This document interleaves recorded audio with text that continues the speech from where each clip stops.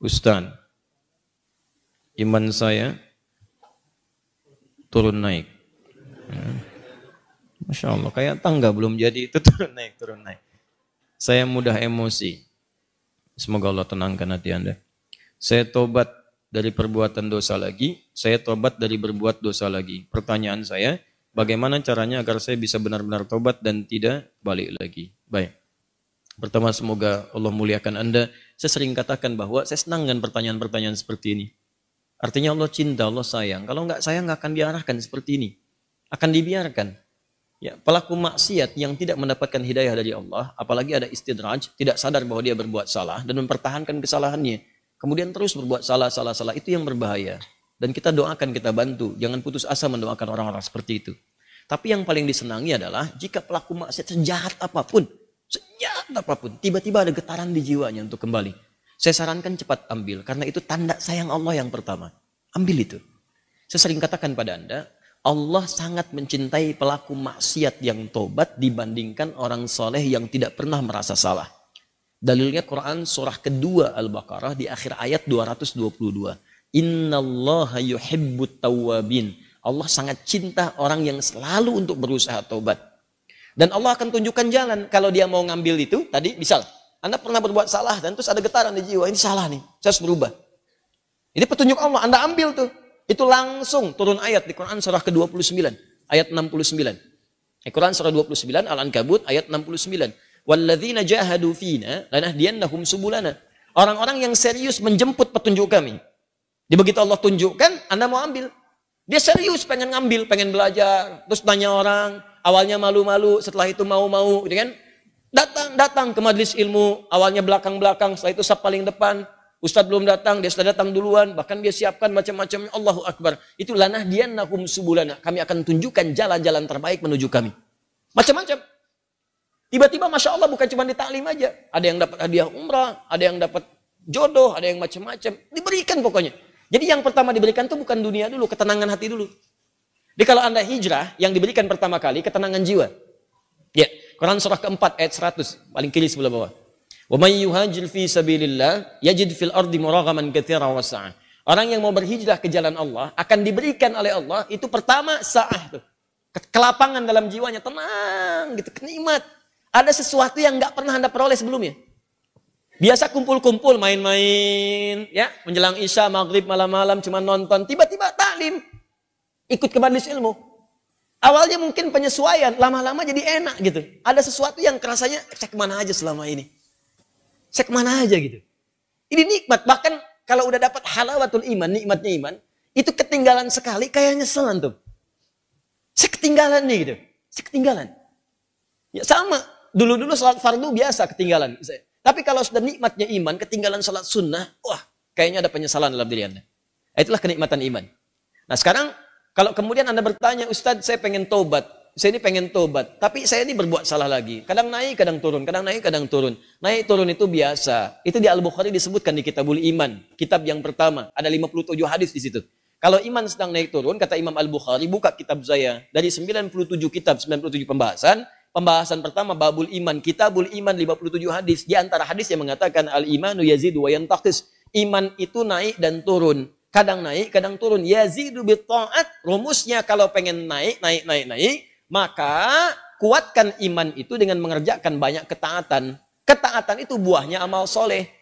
Kerjakan amal soleh. Amal soleh itu detilnya adalah pekerjaan-pekerjaan ibadah. Sholat, amal soleh. Jadi kalau iman sedang turun, pengen dinaikkan, maka perbanyak amal soleh.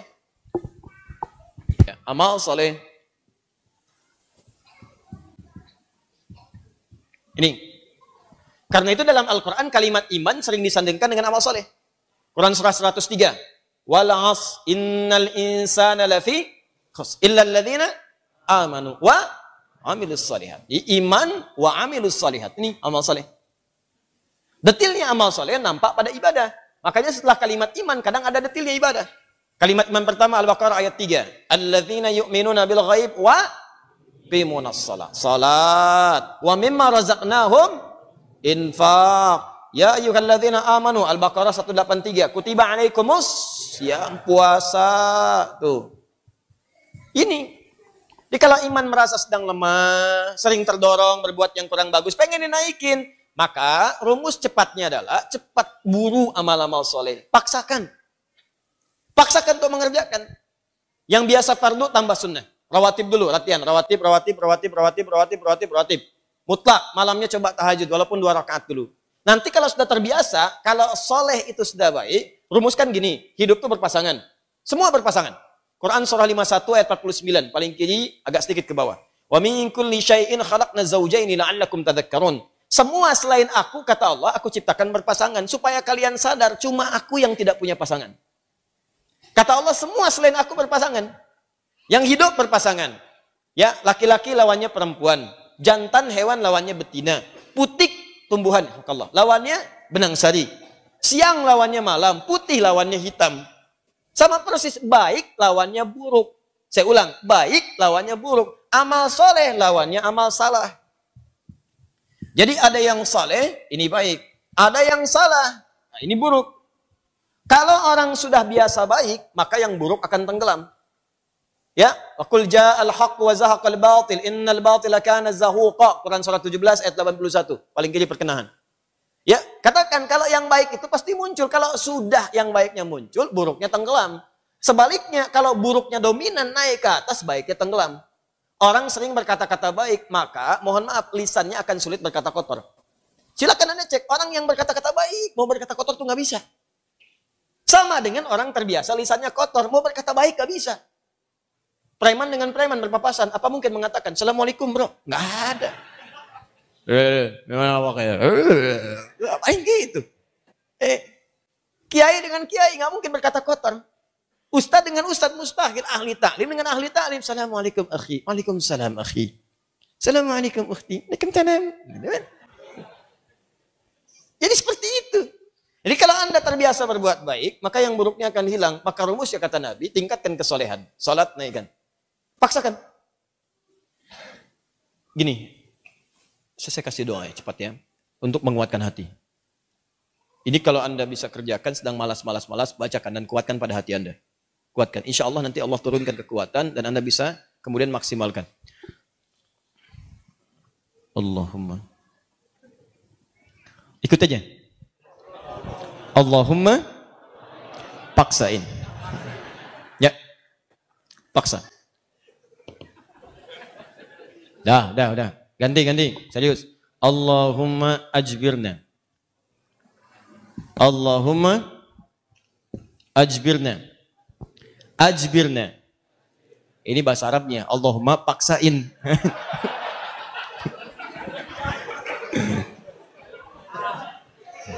Ya. Paham? Ditingkatkan, naikin salat. Mulai dari salat. Nah, kemudian ini penting, salat itu yang paling utama karena dalam salat itu banyak kalimat tobat. Antum baru takbir aja, habis takbir kan tobat. Coba lihat. Allahumma ba'id baini wa baina khataaya kama ba'adta bainal masyriqi wal. Ya Allah, mohon jauhkan antara aku dengan kesalahan yang telah aku perbuat. Sejauh-jauhnya. Aku nggak ingin lihat lagi. Seperti engkau jauhkan antara timur dengan barat. Jauhkan ya Allah yang tidak pernah bertemu. Allahumma naqqini minal khataaya kama yunaqqa thawbul abyadu minad danas. Ya Allah, kalau kesalahanku begitu pekat, mohon bersihkan seperti pakaian dibersihkan dari noda. Allahumma ghsilni bil ma'i wa thalji wal barad. Kalau begitu pekat luar biasa, gunakan ya Allah walaupun hanya air yang sangat dingin. Gunakan ya Allah. Maksudnya bersihkan sebersih-bersih. Antum tobat tuh, makanya pahami bacaan-bacaan salat. Sama dengan wajah wajhiyal ladzi fataras samawati wal arda hanifan musliman wa ana minal musyrikin. Inna salati wa nusuki wa mahyaya wa mamati lillahi rabbil la syarika lahu bidzalika umirtu wa ana minal muslimin atau wa ana awwalul muslimin. Ya Allah, aku pasrahkan diriku sepenuhnya pada saat ini kepada penguasa langit dan bumi. Kalau aku salat selama ini, atau aku ibadah ya Allah, atau aku hidup sampai dengan sekarang, atau engkau bahkan wafatkan aku dalam salat ini. Engkau wafatkan aku dalam salat ini. Aku ikhlas ya Allah. Aku ikhlas. Berikan bimbingan kepadaku untuk meningkatkan ibadah. Dengan itu aku diperintahkan. Jauhkan dari sifat musyrik. Mulai sekarang aku berjanji ya Allah, aku akan lebih patuh kepadamu. Mulai sekarang aku berjanji, aku akan lebih patuh kepadamu. Wa ana minal muslimin. Muslim itu kan patuh, tunduk, patuh. Jadi kalau Anda mengatakan kalimat itu habis sholat berbuat maksiat lagi, Anda berkhianat dengan kalimat Anda. Makanya sering katakan, pahami bacaan sholat, pahami. Anda akan mengerti betapa nikmatnya sholat ketika Anda memahami bacaan-bacaannya. Itu kalimat pertama. Kemudian di luar-luar itu Anda beristighfar. Makanya habis sholat kan Anda berzikir. Quran surah keempat ayat 103. Paling kanan, agak sedikit ke atas. فَإِذَا قَضَيْتُمُ الصَّلَاةَ Maka jika Anda selesai menunaikan salat, fadhkurullaha, maka segera berzikir kepada Allah. Apa zikir pertamanya? Hadis Muslim, nomor hadis 571. Astaghfirullah, astaghfirullah, astaghfirullah. Allahumma antas salam, wa minkas salam. Tabarakta ya dzal jalali wal ikram. Astaghfirullah itu, ya Allah saya minta ampun. Ya Allah saya minta ampun. Kalau dosa merasa banyak, dalam salat bersujud, dalam ruku minta. Masih kurang, merasa banyak dosa. Habis sholat minta, ya Allah ampuni saya, ya Allah. Ampuni, saya merasa dosa saya banyak. Saya mengakui dosa saya banyak, ya Allah. Namun saya pun menyaksikan rahmatmu lebih luas dibandingkan dengan murkamu. Maka mohon, ya Allah ampuni dosa saya. Makanya saat diucapkan itu sambil ingat dosanya. Bukan cuma di lisan. Ingat dosa-dosa apa yang pernah dikerjakan. Ingat. Itu yang dimaksudkan Quran surah keempat ayat 17-18. Innamat taubatu ala Allahi lilladzina ya'maluna su'an bijahalatin thumma yatubuna min qarib. Sungguh taubat yang diterima oleh Allah itu adalah orang yang pernah berbuat salah. Salah itu bawaan manusia. Jadi kalau Anda nggak pernah salah, patut ditanya, Anda itu manusia apa malaikat?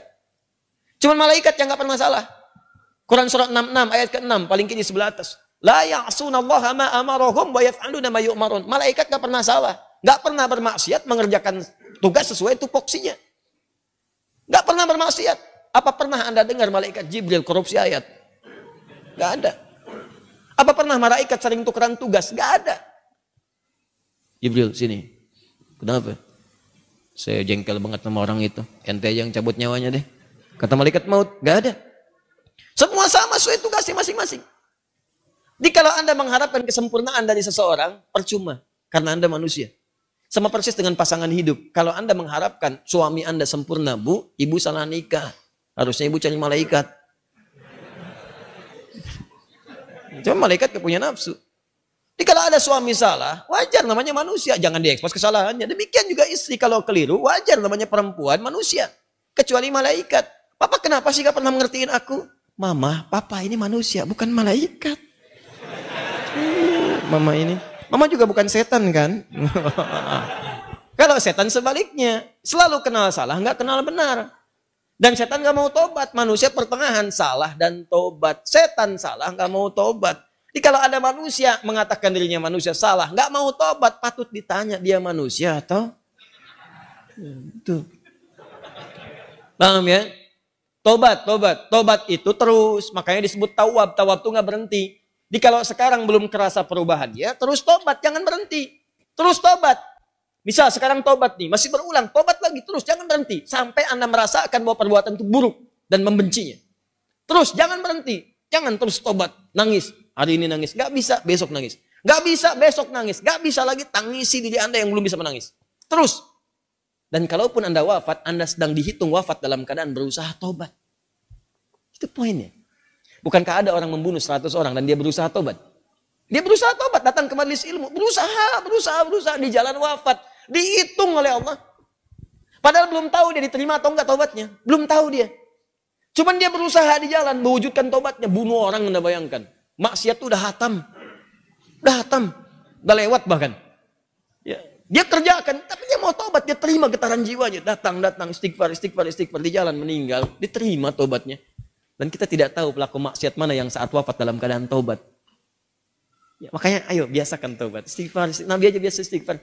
Nanti kalau sudah enak ada kelapangan. Setelah itu baru diberikan anugerah-anugerah dunia yang dirasakan hilang itu. Awal-awal tuh begitu Pak. Kadang pengen tobat. Saya pengen tobat ya Allah ke masjid. Sholat 2 rakaat tahiyatul masjid. Pulang sepatu hilang. Ya. Kadang-kadang begitu. Karena Allah kalau sudah senang dengan seorang hamba. Yang kurang baik dibuang-buang. Buang. Nanti didatangkan lagi yang baik. Kalau Anda sabar. Ya. Kan pernah ada seorang, ini kisahnya seorang pemuda tobat. Terus diarahkan pada seorang syekh. Begitu diarahkan di syekh itu, kata syekh ini benar kamu mau tobat. Kalau mau tinggal dengan saya terbatas. Yang ada cuma kurma, minum air putih. Nggak apa-apa syekh, saya mau tobat. Tinggal di situ.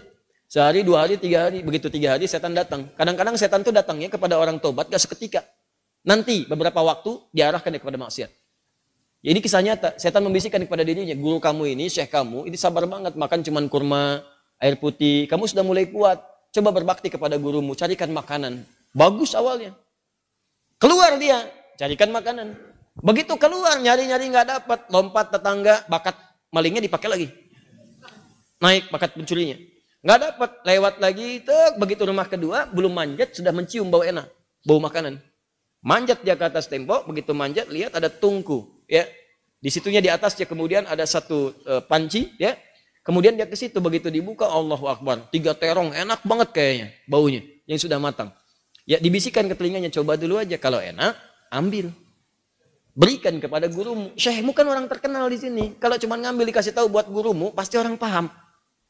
Tuh, kadang-kadang begitu tuh. Mangga itu ambil aja kalau ditanya buat Ustadz Hadi.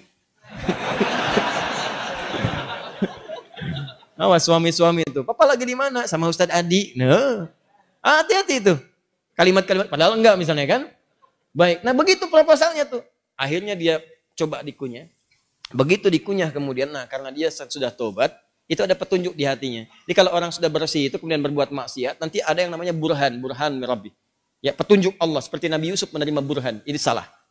Ya, cahaya kebaikan yang diberikan oleh Allah kepada seseorang yang tergerak berbuat maksiat, di hatinya mengatakan jangan lakukan itu salah. Nah, dia begitu, jangan lakukan itu keliru, itu salah. Begitu mendengar suara tadi dia muntahkan, ini kisahnya tadi muntahkan seketika. Dan dia lari. Dan dia ingin ceritakan kepada gurunya bahwa dia telah berbuat salah. Dia pengen dituntun, salah saya pengen tobat. Balik lagi. Begitu balik lagi ke tempat gurunya, qadar Allah, begitu pulang ke masjid gurunya, ternyata gurunya sedang berhadapan dengan seorang perempuan. Di luarnya ada bapaknya nunggu, seorang laki-laki tua. Begitu sedang berhadapan, lihat anak muda tadi dipanggil, ya bunaya ta'ala, anak sini, anak sini.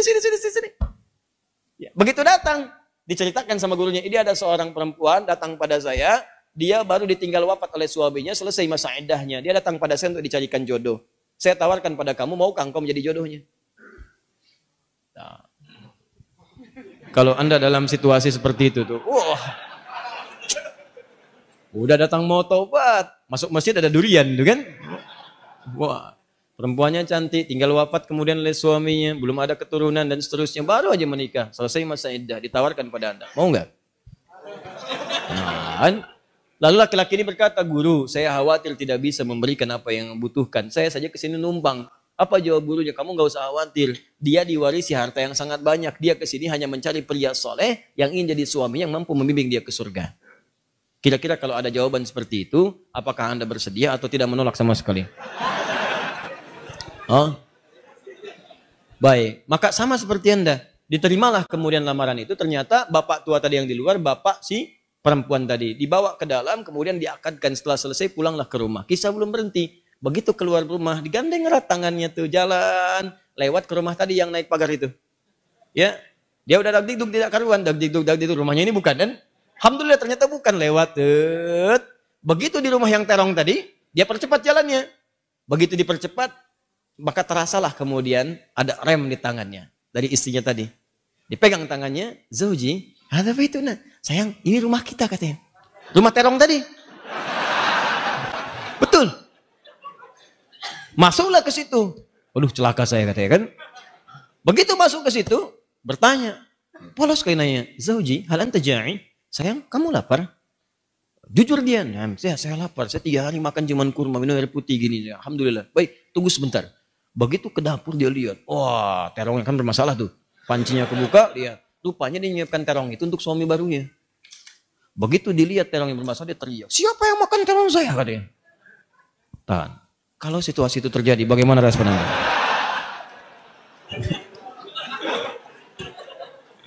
Jangan bilang itu kucing.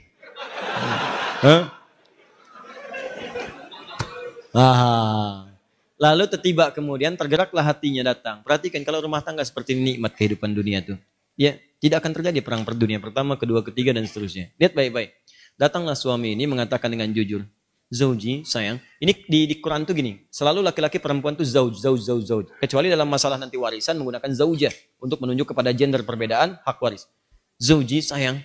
Kisahnya begini katanya. Aku ini sebetulnya mencarikan makanan untuk guruku. Lalu setan membisikkan sampai tiba-tiba ke sini aku buka ada terong, aku cicipi. Tapi demi Allah, tidak aku telan, aku muntahkan karena takutku kepada Allah. Sampai aku kembali tadinya mau tobat, sama guru dipanggil suruh nikah sama kamu. Sampai ke sini. Dia jelaskan semua kisahnya. Apa yang terjadi? Kalau ibu mendengar kisah tadi, apakah ibu akan balik lagi kepada guru mengatakan? Kalau ini terjadi pada setiap perempuan, maka damailah kehidupan di rumah tangga dan di bumi. Tenang kehidupan di bumi. Perhatikan kata perempuan ini. Apa yang dia katakan? Bagaimana anugerah Allah diberikan pada pemuda yang tobat ini. Ahli maksiat, tobat, dapat ketenangan, dan apa hasilnya? Perhatikan. Wallahi, demi Allah.